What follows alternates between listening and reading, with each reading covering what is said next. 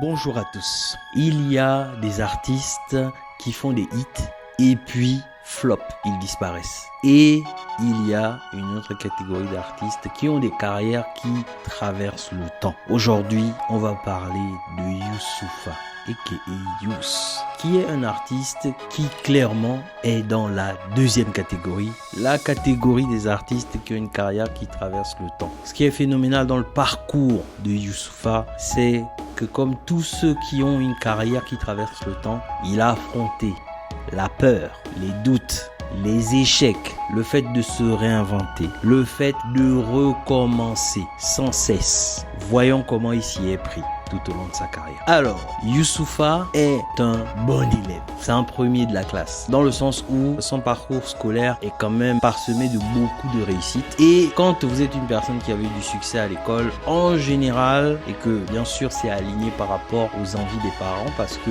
les parents aiment bien avoir des enfants qui s'épanouissent à l'école, parce que ça rentre dans le discours éducatif qui est promulgué dans le milieu familial. Mais Youssoupha avait quand même la flamme du rap en lui.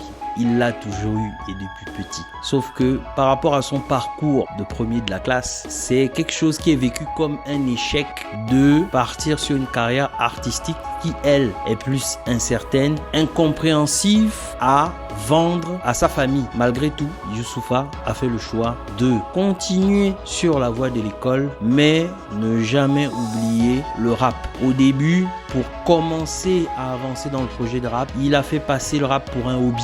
Et c'est une bonne astuce parce que quand vous avez des parents qui vous poussent à avancer principalement sur la voie des études, c'est souvent dur de vendre d'autres projets. Et là, le rap a été vécu comme un hobby, ce qui a fait en sorte que les parents lui aient permis d'avancer quand même dans le domaine du rap, mais en priorisant la voie principale qui est la réussite par l'école. En fait, au fur et à mesure que Youssoupha s'est donné à son hobby a pris le dessus sur le parcours classique. Ça ne l'a pas empêché de faire des études supérieures, etc.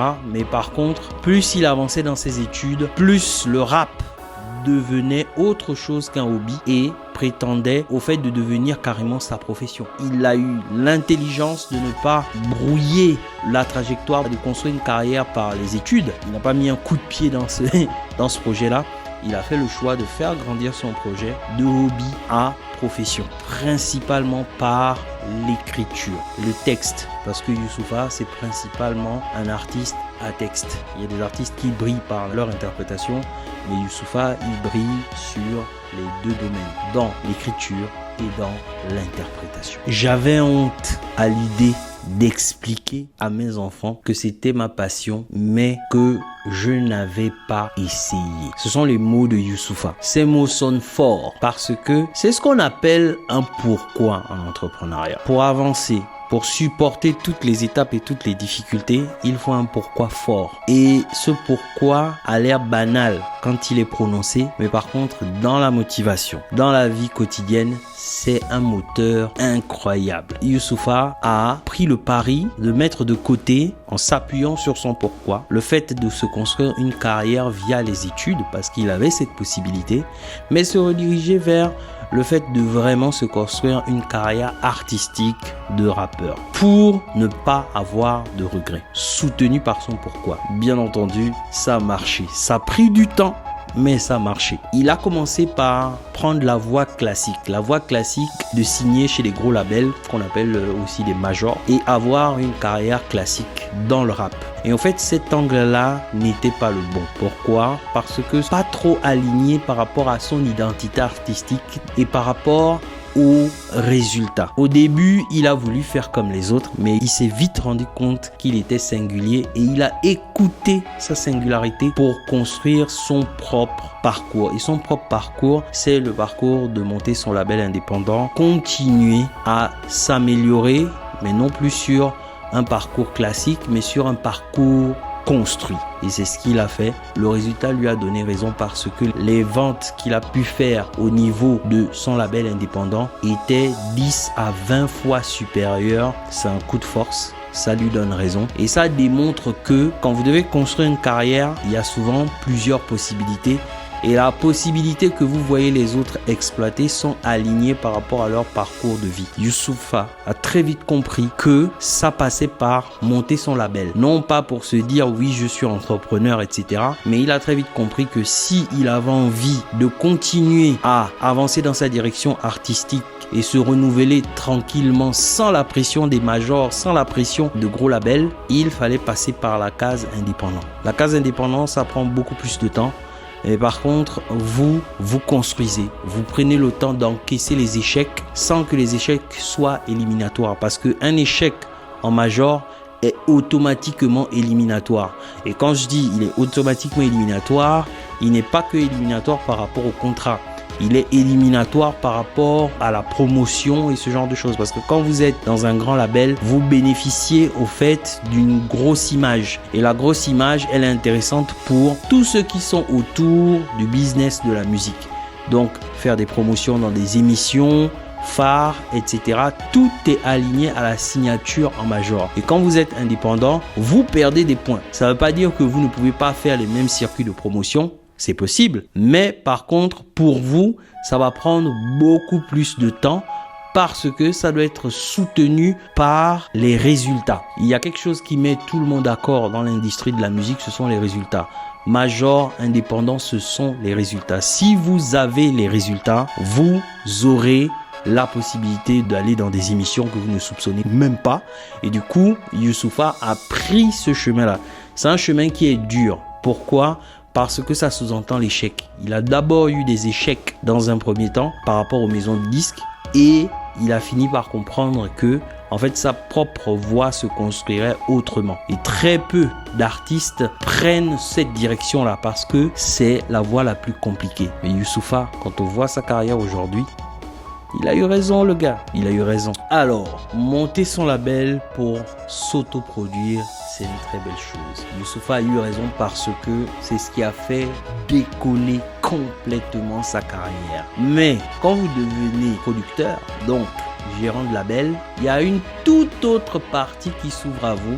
C'est la réalité de l'envers du décor. Parce que c'est très facile d'être un artiste, entre guillemets. Facile, on se comprend. Quand vous vous retrouvez producteur et que vous vous retrouvez à signer des artistes, vous découvrez l'envers du décor. Mettre un pied dans l'entrepreneuriat, vous découvrez les obligations. Ça peut déclencher en vous le syndrome de l'imposteur. Il l'a eu, Youssoupha, le syndrome de l'imposteur, parce que il se demandait où est-ce qu'il allait emmener les artistes qu'il allait signer. Il avait une double pression. Pourquoi ? Parce que c'est un artiste producteur à succès. Il y a des producteurs qui se sont lancés en musique, qui ont fait le pas de s'essayer comme les artistes qui produisaient et ont fait des flops. Mais Youssoupha, lui, c'est le gars qui montre la direction. Donc, c'est très bien parce que ça motive les artistes à venir dans le label, mais c'est piégeux parce que ces artistes-là s'attendent à avoir le même niveau de réussite que la personne qui les a motivés à signer dans le label, à savoir Youssoupha. Et c'est très dur parce que il y a la pression, il y a les relances, il y a les envies des artistes et gérer tout ça en plus du fait de continuer sa carrière, c'est quelque chose de très compliqué et très difficile à vivre. Et vous savez quoi ? Ça fait pas peur à Youssoupha. Il a checké, il a coché le truc. Parce que c'est une chose de faire certifier ses propres disques quand vous êtes producteur, artiste, mais c'est une autre chose de faire certifier d'autres artistes. En fait, Youssoupha a enfin eu la reconnaissance en tant que producteur. Il a pu faire certifier des artistes qui l'a signé et il est un peu plus rentré dans l'histoire à partir du moment où la génération suivante, les générations suivantes lui ont donné la plus belle chose qu'on puisse donner à un artiste, à savoir la reconnaissance. Et cette reconnaissance passe par une phrase. Si j'ai commencé le rap, c'est grâce à toi. C'est toi qui m'as motivé. Et ça, c'est tellement motivant parce que ça fait comprendre que vous êtes un artiste producteur qui est entré dans l'histoire du rap en France. À partir du moment où vous construisez des carrières, vous avez des œuvres et vous construisez des carrières, vous avez en partie fini le jeu. Et Youssoupha a décidé de changer de chaîne, ce que j'appelle changer de chaîne. Bien sûr, c'était un projet personnel et familial. Et le fait de changer de marché, changer de localisation, changer de résidence et se positionner en Côte d'Ivoire, à Abidjan, c'est pas seulement quelque chose de stratégique ou lié au marketing. C'est vraiment un choix qui est aligné par rapport au fait que ce soit un gars qui a connu tellement de succès. Et à un moment donné, quand vous avez connu les succès, il ne faut pas oublier que c'est dans le monde artistique. Et le monde artistique, c'est un monde qui est très solitaire, mine de rien. Et quand je parle de solitaire, je parle de solitaire vis-à-vis d'une vie de famille. Donc c'est vraiment compliqué de concilier les deux.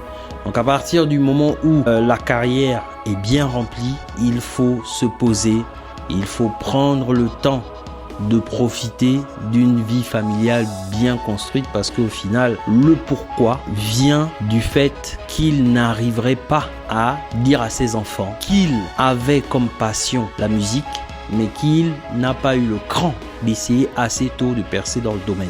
Donc, sa direction est quand même très familiale, et le fait qu'il fasse ce move de se positionner en Côte d'Ivoire, c'est aussi un désir de profiter de ce qu'il a construit, parce que le succès, bien qu'il soit très addictif, est quelque chose qui vous isole très souvent d'un projet familial. Et il a pris cette direction-là en se concentrant sur quoi? En se concentrant sur le travail, les responsabilités, la discipline. Et il continue à avancer dans le monde musical, mais dans un autre paradigme, dans un autre environnement, laissant derrière lui des œuvres qu'il a pu produire quand il était en France, des carrières, parce qu'il a signé beaucoup d'artistes qui sont bien positionnés dans le milieu du rap français et qui continuent à avancer. Des récits, quels récits? Des mixtapes, parce que il faut pas oublier que il est intestable, Youss. En rap, il est intestable. Et même encore aujourd'hui, il l'est toujours. C'est juste que par rapport à son rôle, sa position, il est moins emmené à rentrer dans la fosse. Mais aujourd'hui, avec le retour de certains rappeurs français, qui sait, peut-être qu'on va avoir un freestyle à un moment donné, un retour aux sources du bon vieux Youss sur ce qu'il sait faire de mieux, à savoir le kickage. Quel parcours, Youssoupha. On est admiratif. Je m'arrête là.